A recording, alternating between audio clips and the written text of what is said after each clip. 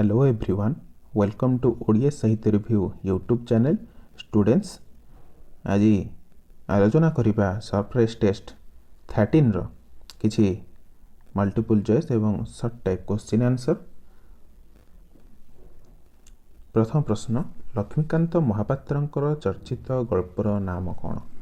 ଉତ୍ତର ହେବ ଯାହା ବି ପିଲାମାନେ ଲେଖିଛନ୍ତି ଠିକ୍ ଅଛି, କିନ୍ତୁ ଯେହେତୁ ଆମ ବିଷୟବସ୍ତୁରେ ବୁଢ଼ା ଶଙ୍ଖାରୀ ଗଳ୍ପ ଅଛି, ତେଣୁ ଆମେ ବୁଢ଼ା ଶଙ୍ଖାରୀକୁ ହିଁ ପ୍ରାଧାନ୍ୟ ଦେବା। ପରବର୍ତ୍ତୀ ପ୍ରଶ୍ନ, କିଛି ପିଲା ଭୁଲ ବି ଲେଖିଛନ୍ତି, କିନ୍ତୁ ବୁଢ଼ା ଶଙ୍ଖାରୀ ଠିକ୍ ଅଛି। ସପତ୍ନୀ ଏହାର ବ୍ୟାସ କ'ଣ ହେବ? ଉତ୍ତର ହେବ ସମାନ ପତି ଯାହାର।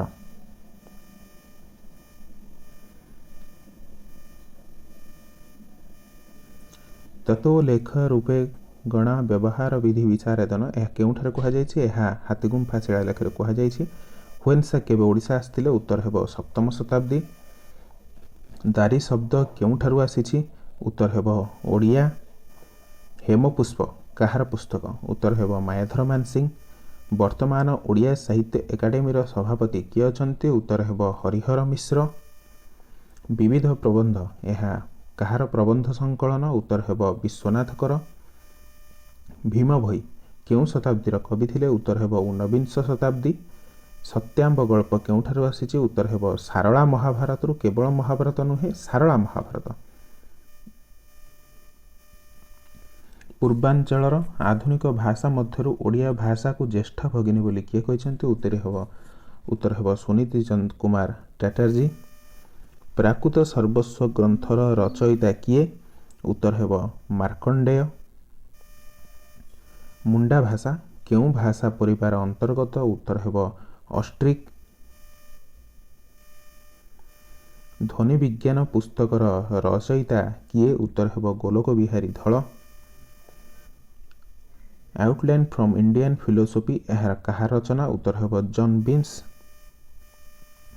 ପୃଥିବୀର ବୃହତ୍ତମ ଭାଷା ପରିବାର କେଉଁଠି? ଉତ୍ତର ହେବ ଇଣ୍ଡୋ ୟୁରୋପୀୟ ଭାଷା ପରିବାର। ଟିକସ ଶବ୍ଦଟି କେଉଁଠାରୁ ଆସିଛି? ଉତ୍ତର ହେବ ଇଂରାଜୀ।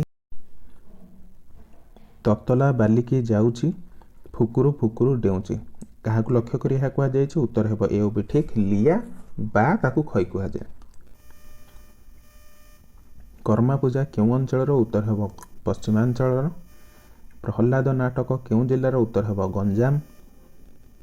ଫୋକ୍ଲୋର ଶବ୍ଦର ଉଦ୍ଭାବକ କିଏ? ଉତ୍ତର ହେବ W.J. ଟମ୍ସ। ଫ୍ରେଜର ଲୋକମାନସକୁ କେତେ ଭାଗରେ ବିଭକ୍ତ କରିଛନ୍ତି? ଉତ୍ତର ହେବ 4 ଭାଗରେ। ଓଡ଼ିଆ ଲୋକଗୀତର ବିଦେଶୀ ସଂଗ୍ରାହକ କିଏ? ଉତ୍ତର ହେବ ଜନ୍ ବିମ୍ସ। କୋକମିନା ଲୋକସାହିତ୍ୟର କେଉଁ ବିଭାଗ ସହ ଜଡ଼ିତ? ଉତ୍ତର ହେବ ଶିଶୁଗୀତ।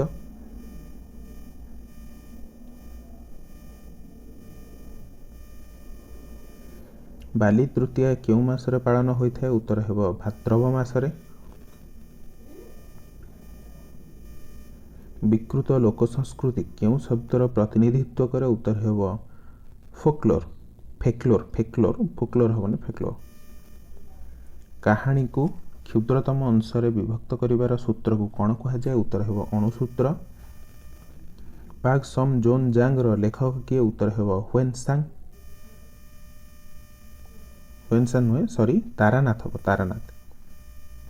କାବ୍ୟ ମୀମାଂସାର ରଚୟିତା କିଏ? ଉତ୍ତର ହେବ ରାଜଶେଖର। ସ୍ଥାୟୀ ଭାବ କେତେ ପ୍ରକାରର? ଉତ୍ତର ହେବ 9 ପ୍ରକାର। କିଏ ସର୍ବଦା ସୁଆଳାପ ପ୍ରଦାନ କରିଥାଏ? ଉତ୍ତର ହେବ ପଣ୍ଡିତ ବନ୍ଧୁ। ପାପ ମରଣ ଭୟକୁ କିଏ ହରଣ କରିବ? ଉତ୍ତର ହେବ ମଧୁର ଝରଣ। କାହାକୁ ଉଚ୍ଚତମ ମାନଦଣ୍ଡ ଧରି କାଳେ କିଏ ତାକୁ ଭୋକ ଆଉ ଭୟର ଭାଷାରେ ଡାକୁଥିବ ବୋଲି ଚନ୍ଦ୍ରମା ଭାବୁଥିଲା? ଉତ୍ତର ହେବ ପଇସା। ଶ୍ୱାସରୁଦ୍ଧ ହୋଇ କେହି ଜଣେ ପଶି ଆସି କେଉଁଠାରେ ଝୁଣ୍ଟିଛି? ଉତ୍ତର ହେବ ଦ୍ୱାରବନ୍ଧରେ। କିଏ ଦାନ ଯଶ ଅର୍ଜନ କରି ଇନ୍ଦ୍ରପଦ ଲାଭ କରିଥିଲେ? ଉତ୍ତର ହେବ ବଳି। କାହାର କୋଳରେ ଜାତ ହୋଇ ବଳିକୁ ନିହତ କରିବାକୁ ବେଦ ପୁରୁଷ ଅନୁରୋଧ କଲେ? ଉତ୍ତର ହେବ କଶ୍ୟପ। ସିଦ୍ଧବନର ନାମକରଣ କିଏ କରିଥିଲେ? ଉତ୍ତର ହେବ ବିବୁଧ। ପ୍ରାବନ୍ଧିକ ରତ୍ନାକରପତି କେଉଁ ଶାସ୍ତ୍ର ମାଧ୍ୟମରେ ଲୋକଙ୍କ ବିଭିନ୍ନ ସମସ୍ୟାକୁ ସେ ତାତ୍ତ୍ୱିକ ସମାଧାନ କରିବାକୁ ଚାହାନ୍ତି? ଉତ୍ତର ହେବ ଦର୍ଶନ ଶାସ୍ତ୍ର। କ'ଣ ମାନବିକତାର ପରିମାପ ନୁହେଁ? ଉତ୍ତର ହେବ ଅର୍ଥ। ଶବ୍ଦ ଆକାଶରୁ ସ୍ୱାଭାବିକ ଭାବେ ସୃଷ୍ଟ ମନୁଷ୍ୟ ଦ୍ୱାରା ନୁହେଁ ଏହି ଧାରଣାଟି କାହା ମତରେ? ଉତ୍ତର ହେବ ହେରାକ୍ଲିଟସ୍। ସମ୍ପର୍କ କେଉଁ ସ୍ତରକୁ ଆସିଲେ ଭାଷା ଅଧିକ ସମୃଦ୍ଧ ହେବ? ଉତ୍ତର ହେବ ଇଣ୍ଟେଲେକ୍ଚୁଆଲ କଣ୍ଟାକ୍ଟ। ଗୋପବନ୍ଧୁ କେଉଁ ବ୍ୟବସ୍ଥା ପରିଷଦର ସଦସ୍ୟ ଥିଲେ? ଉତ୍ତର ହେବ ବିହାର ଓଡ଼ିଶା। ଗୋପବନ୍ଧୁଙ୍କ ଆଦର୍ଶରେ କିଏ ଅନୁପ୍ରାଣିତ ହୋଇ ଚାକିରି ଛାଡ଼ି ଛାପାଖାନା ଓ ଖବରକାଗଜ ଚଳାଇବା ଦାୟିତ୍ୱ ନେଇଥିଲେ? ଉତ୍ତର ହେବ ରାଧାନାଥ ରଥ। ବ୍ୟର୍ଥତା ଓ ଶୂନ୍ୟତା ସୁରେନ୍ଦ୍ର ମହାନ୍ତିଙ୍କୁ କବଳିତ କଲା ଯେତେବେଳେ ସେ କେଉଁଥିରେ ବିଫଳ ହେଲେ? ଉତ୍ତର ହେବ ରାଜନୀତି। 1962-71 ମସିହାରେ ସୁରେନ୍ଦ୍ର କେଉଁ ପୁସ୍ତକ ରଚନା କରିଥିଲେ? ଉତ୍ତର ହେବ ଉଭୟ ଏ ଓ ବି ଠିକ୍, ଯାହାକି ଅନ୍ଧଦିଗନ୍ତ ଏବଂ ନୀଳଶୈଳ। ମୋହନ ବୃତ୍ତିରେ କ'ଣ ଥିଲା? ଉତ୍ତର ହେବ ଶିଳ୍ପୀ। ଶଙ୍କର କେଉଁ ପର୍ଯ୍ୟନ୍ତ ପଢ଼ିଥିଲା? ଉତ୍ତର ହେବ ମାଇନର। ନୀଳା କେଉଁଠାରେ ରହି ଚାକିରି କରିବେ ବୋଲି କହୁଥିଲା? ଉତ୍ତର ହେବ ତୁଳସୀପୁର। ଭୀମସିଂ ବୃତ୍ତିରେ କ'ଣ ଥିଲା? ଉତ୍ତର ହେବ ଦରୱାନ। ଭକ୍ତଙ୍କ ନିବେଦନକୁ କିଏ ଗୋସାଇଁଙ୍କ ନିକଟରେ ପହଞ୍ଚାଇବାକୁ ଚେଷ୍ଟା କରିଛି? ଉତ୍ତର ହେବ ଭୀମ ଭୋଇ। ଭୀମ ଭୋଇ କ'ଣ ସହିପାରିବେନି ବୋଲି କହିଛନ୍ତି? ଉତ୍ତର ହେବ ପ୍ରାଣୀଙ୍କ ଦୁଃଖ। କବିର ବ୍ୟଥା କବିତାଟି କେଉଁ ସଂକଳନରୁ ଆସିଛି? ଉତ୍ତର ହେବ ତୃତୀୟ ଚକ୍ଷୁ। କବି କାହା ଭଳି ଗାଳିଗୁଳଜ ଅକଥାମାନଙ୍କୁ ସହିଥାଏ? ଉତ୍ତର ହେବ ଶିବଙ୍କ ବିଷକୁ ଅମୃତ ତୁଲ୍ୟ। କେଉଁ ଅଞ୍ଚଳର କଥିତ ଭାଷାକୁ ଷ୍ଟାଣ୍ଡାର୍ଡ ଲାଙ୍ଗୁଏଜ କୁହାଯାଇଥାଏ? ଉତ୍ତର ହେବ ପୂର୍ବାଞ୍ଚଳ। ଦୈତାରୀର ଅର୍ଥ କ'ଣ? ଉତ୍ତର ହେବ ରାକ୍ଷସମାନଙ୍କ ଶତ୍ରୁ। କଂସ କାହାକୁ ବନ୍ଦୀ କରିଥିଲେ? ଉତ୍ତର ହେବ ଏ ଓ ବି ଠିକ୍, ବସୁଦେବ ଏବଂ ଦେବକୀ। ଗୋପପୁରର ସୌନ୍ଦର୍ଯ୍ୟ କାହାକୁ ନେଇ? ଉତ୍ତର ହେବ କୃଷ୍ଣ। କିଏ ଇନ୍ଦ୍ରଙ୍କ ଉପରେ ଆକ୍ରମଣ କରିବାରୁ କୃଷ୍ଣ ତାକୁ ବଧ କରିଥିଲେ? ଉତ୍ତର ହେବ ନରକ। ଶୃଙ୍ଗାର ରସର ସ୍ଥାୟୀ ଭାବ କ'ଣ? ଉତ୍ତର ହେବ ରତି। ଭୁକ୍ତିବାଦର ଜନକ କିଏ? ଉତ୍ତର ହେବ ଭଟ୍ଟନାୟକ। ବୁଢ଼ା ଶଙ୍ଖାରୀ ଗଳ୍ପ ଆରମ୍ଭ କେଉଁ ମାସରେ ହୋଇଛି? ଉତ୍ତର ହେବ ଫଗୁଣ ମାସରେ। ବୁଢ଼ା ବୋହୂକୁ କ'ଣ ବୋଲି ସମ୍ବୋଧନ କରିଥିଲା? ଉତ୍ତର ହେବ ମା। କାହା ମତରେ ପ୍ରବନ୍ଧ ହେଉଛି ହୁଗୁଳା ମନର ଏକ ଅନିୟମିତ ଅଭିବ୍ୟକ୍ତି? ଉତ୍ତର ହେବ ଜନସନ୍। ଶବ୍ଦାର୍ଥୟୋର ସ୍ଥିର ଯେ ଧର୍ମ ଶୋଭିତ ସାଇନ କାହାର ମତ? ଏହା ବିଶ୍ୱନାଥ କବିରାଜଙ୍କର ମତ। ଘାସ ଗଳ୍ପଟିରେ ପିଲାଟିର ବାପର ନାଁ କ'ଣ? ଉତ୍ତର ହେବ ଯୋଗୀ ମହାରଣା। ଲେଖକଙ୍କ ପକେଟରେ କେତେ ପଇସା ଥିଲା? ଉତ୍ତର ହେବ 1 ଟଙ୍କା 9 ପଇସା।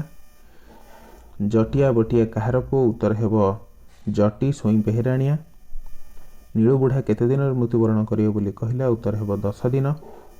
ସୃଷ୍ଟିକର୍ତ୍ତାଙ୍କ ଅପୂର୍ବ ବିଧାନରେ ମନୁଷ୍ୟ ପ୍ରାଣରେ ପ୍ରଦତ୍ତ ପ୍ରବୃତ୍ତିଟି କ'ଣ? ଉତ୍ତର ହେବ ସୌନ୍ଦର୍ଯ୍ୟ। ବିଚିତ୍ର ବର୍ଣ୍ଣ ବସ୍ତ୍ରର ସ୍ରଷ୍ଟା କିଏ? ଉତ୍ତର ହେବ ସୌନ୍ଦର୍ଯ୍ୟବୋଧ। ଜୀବନରୁ କାହାର ସୃଷ୍ଟି? ଉତ୍ତର ହେବ ସାହିତ୍ୟ। କର୍ମ ହିଁ କ'ଣ? ଉତ୍ତର ହେବ ଜୀବନର ମାନଦଣ୍ଡ। ଏକଲବ୍ୟର ପ୍ରାୟଶ୍ଚିତ ପାଇଁ ଗୁରୁ ଦ୍ରୋଣାଚାର୍ଯ୍ୟ ନିୟାମକ ରୂପ କର୍ତ୍ତବ୍ୟ ସମ୍ପାଦନ କରିଥିଲେ ବୋଲି କିଏ କହିଛନ୍ତି? ଉତ୍ତର ହେବ ଆନି ବେସାନ୍ତ। ପୂର୍ବକୃତ କର୍ମର ଅଧୀନ କ'ଣ? ଉତ୍ତର ହେବ ଉପରୋକ୍ତ ଦୁଇଟି ଠିକ୍, ଜୀବନ ଏବଂ ଶରୀର।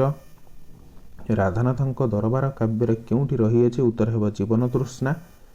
ବୀର ରକ୍ତ ପିଣ୍ଡରେ କାହାର ମାଟି ପ୍ଳାବିତ ହୋଇଛି? ଉତ୍ତର ହେବ ବାରବାଟୀ ଦୁର୍ଗ। ସର୍ବପ୍ରଥମେ କେଉଁ ଘାଟ ପାଖରେ ଗଙ୍ଗାକୁ ଦେଖିବା ମାତ୍ରେ ଶରୀର ପବିତ୍ରତାରେ ସଞ୍ଚରି ଉଠୁଥିଲା? ଉତ୍ତର ହେବ କାଳୀଘାଟ। କେଉଁ ମନ୍ଦିର ସାମ୍ନାରେ ଗୋମୁଖୀ ଗଙ୍ଗା ରହିଅଛି? ଉତ୍ତର ହେବ ଗଙ୍ଗୋତ୍ରୀ। ହାଇକୁ ଏକ କେଉଁ କବିତା? ଉତ୍ତର ହେବ ଜାପାନୀ। ନୋଭେଲ ଶବ୍ଦଟି କେଉଁ ଫ୍ରେଞ୍ଚ ଶବ୍ଦରୁ ଆସିଛି? ଉତ୍ତର ହେବ ନୋଭେଲା। ପୋଏଟ୍ରି କ୍ଲବରେ କେଉଁ କବିତା ଆଲୋଚିତ ହେଉନଥିଲା? ଉତ୍ତର ହେବ ଓଡ଼ିଆ। ଅବରୋଧ ନାଟକରେ ନାଟ୍ୟକାର କିଏ? ଉତ୍ତର ହେବ ମନୋରଞ୍ଜନ ଦାସ। ପ୍ରଥମେ କେଉଁ ପାର୍ଟି ଶାସନ କରୁଥିଲେ? ଉତ୍ତର ହେବ ସ୍ୱଦେଶ ପାର୍ଟି। ପ୍ରହେଳିକା ଶବ୍ଦର ଅପଭ୍ରଂଶ ରୂପଟି କ'ଣ? ଉତ୍ତର ହେବ ପହଳି। କ୍ଲାସିକ ବାଦର ବିରୋଧରେ କେଉଁ ସାହିତ୍ୟ ସୃଷ୍ଟି ହୋଇଥିଲା? ଉତ୍ତର ହେବ ରୋମାଣ୍ଟିକ ବାଦ। ସତ୍ୟ ଶିବ ସୁନ୍ଦର କ୍ଲାସିକ ସାହିତ୍ୟର କ'ଣ? ଉତ୍ତର ହେବ ଶାଶ୍ୱତ ଭାବଧାରା। ଉପେନ୍ଦ୍ର କିଶୋର ଦାସଙ୍କର ମଲାଜହ୍ନ ଏକ କେଉଁ ଉପନ୍ୟାସ? ଉତ୍ତର ହେବ ସାମାଜିକ ଉପନ୍ୟାସ। ହତ୍ୟା ଲୁଣ୍ଠନ ଅପରାଧ ଗୁଡ଼ିକ କେଉଁ ଗଳ୍ପର ଅନ୍ତର୍ଭୁକ୍ତ? ଉତ୍ତର ହେବ ଡିଟେକ୍ଟିଭ। ଭାଗବତ ଟୁଙ୍ଗିରେ ସନ୍ଧ୍ୟା ଏକ କେଉଁ ରଚନା? ଉତ୍ତର ହେବ ପ୍ରବନ୍ଧ। ଆଧୁନିକ କବିତାର ଜନ୍ମ କେବେ? ଉତ୍ତର ହେବ 19ବିଂଶ ଶତାବ୍ଦୀର ମଧ୍ୟଭାଗରେ। ଆହେ ନୀଳଶୈଳ ଏକ କେଉଁ କବିତା? ଉତ୍ତର ହେବ ଭକ୍ତିମୂଳକ। ପାଶ୍ଚାତ୍ୟ ମହାକାବ୍ୟକୁ କ'ଣ କୁହାଯାଏ? ଉତ୍ତର ହେବ ଏପିକ୍। ବାହ୍ୟ ଦ୍ୱନ୍ଦ୍ୱ ଅନ୍ତର୍ଦ୍ୱନ୍ଦ୍ୱ କେଉଁଥିରେ ଥାଏ? ଉତ୍ତର ହେବ ନାଟକ। केउं अलंकार द्वारा शब्द चमत्कारिता सृष्टि हुए उत्तर हेब शब्दालंकार। केउं गुड़िक स्थायी भाव उत्तर हेब समस्त। केउं गुण रसवत्ता अर्थ प्रतीत करे उत्तर हेब माधुर्य।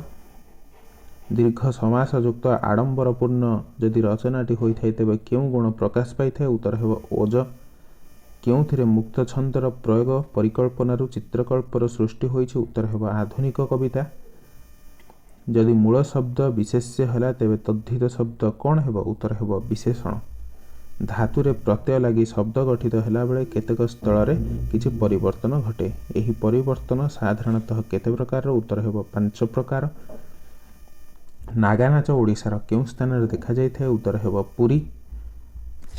धन्यवाद दर्शक बंधु भिडियोटी शेष पर्यंत देखिथिबारु जय जगन्नाथ।